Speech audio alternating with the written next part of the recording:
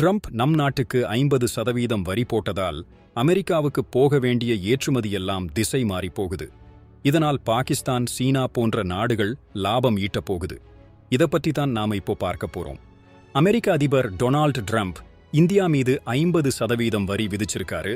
இதனால அமெரிக்காவுக்கான இந்திய ஏற்றுமதி கிட்டத்தட்ட 3.15 லட்சம் கோடி அளவுக்கு குறையும்னு சொல்லப்படுது. இது நம்ம நாட்டின் பொருளாதாரத்தை சுமார் 0.9 அளவுக்கு குறைக்கும். அமெரிக்காவுக்கு நாம பெரிய அளவுல ஏற்றுமதி செய்றோம். ட்ரம்போட இந்த வரி விதிப்பால் நம்ம நாட்டோட ஜவுளி, நகைகள், ஈரால் மற்றும் பல துறைகள்ல இருந்து அமெரிக்காவுக்கு போற ஏற்றுமதி பாதிக்கப்பட்டு லட்சக்கணக்கான ஊழியர்கள் வேலையை இழக்க நேரிடும். இந்த சூழ்நிலையை பயன்படுத்திக்கிட்டு சீனா, பாகிஸ்தான், வியட்நாம், மெக்சிகோ போன்ற நாடுகள் பெரிய அளவுல லாபம் அடைய போகுது. அமெரிக்காவுல இந்தியா இழக்கும் சந்தையை இந்த நாடுகள் கைப்பற்றிக் கொள்ளும்னு கணிக்கப்பட்டுள்ளது.